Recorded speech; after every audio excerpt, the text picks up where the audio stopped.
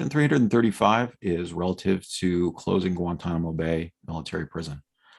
And just a brief history. So back more than 20 years ago, on January 11th, 2002, it was just a few months after the September 11th attacks, and a Navy photographer snapped a picture of 20 hooded men shackled and kneeling inside barbed wire fences. If you look at the thumbnail for this video, that's how this started.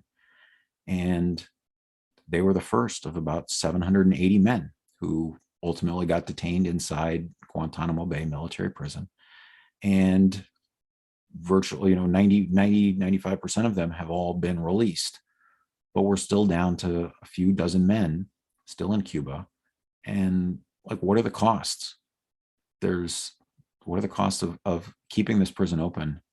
And the first question is, what are the financial costs? And they're big. It costs more than $500 million a year, $500 million a year, to keep Guantanamo Bay military prison open. That's more than $13 million per person. And it's far, far, far greater than like the $78,000, which is what we spend for incarceration in a maximum security prison. But doing this in Guantanamo Bay has sort of a perk, which is that it's outside the boundaries of the United States. And so traditional legal protections are sort of in a little more of a gray area. And that leads us to the moral cost of keeping Guantanamo Bay open after 2 decades of holding men for years and years, many of whom have been tortured. And it serves as a reminder to the world that America is failing to live up to our own standards. And millions of school children pledge every day with liberty and justice for all.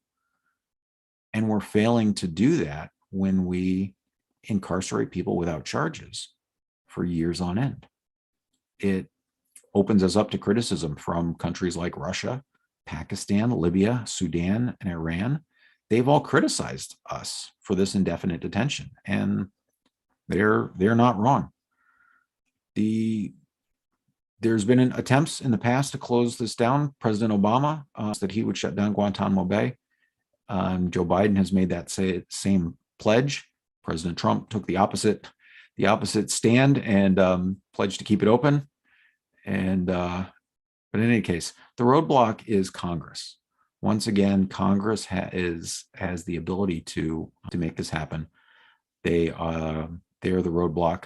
And so by including Section 335 in this legislative package, we can clear that roadblock and get to where we want to go, which is improving our moral standing in the world by closing Guantanamo Bay military prison.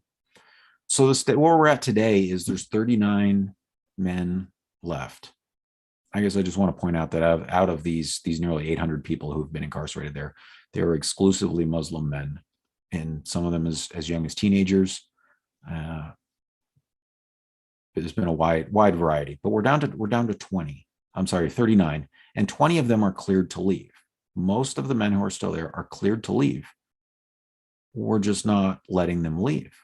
Some of them have been cleared to leave for years, for more than a decade. Only we don't let them go. This is something that needs to be addressed, and so our legislation will address that. Let me try sharing the screen again and we'll go through this real quick.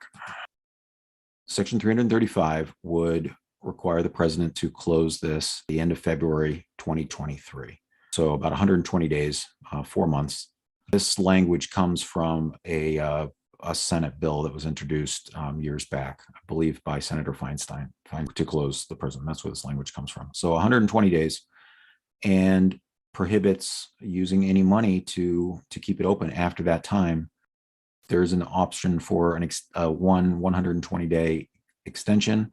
And so everyone who's there currently could be transferred to Fort Leavenworth, Kansas, and detained, imprisoned there if they are as part of a pre-trial or while serving a sentence, as long as they've been charged with something. If the people who have been there for years and years and years haven't been charged with anything, then it's time to let them go if we're not going to charge them with anything.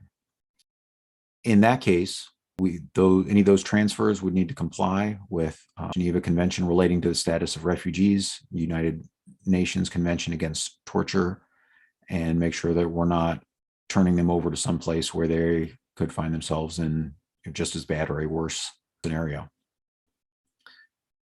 And any individual who asserts a well-founded fear of torture, abuse, or persecution has the opportunity to have a judicial review before their transfer.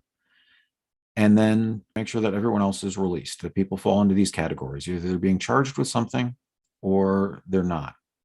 And if they're not, then we shouldn't be holding them any longer.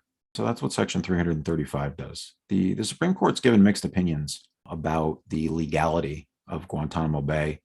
I remember in June of 2004, they ruled in Russell versus Bush that detainees had a right to a habeas review. It was a 5-4 decision. And they agreed, look, they have the right to due process of law. Unfortunately, as we've seen in other parts of our law, that due process can mean all sorts of things. And so the due process, they've established civilian review boards. It's been a very murky legal process for the detainees in Guantanamo Bay. Actually, just a couple hours ago, was a new Supreme Court ruling that Abu Zubaydah, who, according to court filings, this is from CBS News, he was waterboarded at least 83 times after he was captured in Pakistan back in 2002. He spent more than 11 days in a coffin-sized confinement box, and 29 hours in an, quote, extremely small enclosure. So if coffin-sized box isn't an extremely small enclosure, I don't even want to know what he was subjected to. And after being tortured in various countries around the globe, he tried to get information about where he was held, and the Supreme Court has ruled today that that could be hidden as a state secret. We have a real opportunity to improve our moral standing in the world by closing Guantanamo Bay military prison. In January this year, there's a group of independent human rights experts that were appointed by the UN, and they released a statement condemning this.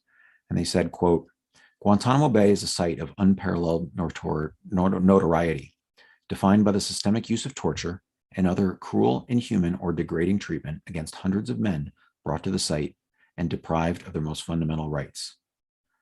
They concluded it was a stain on the US government's commitment to the rule of law.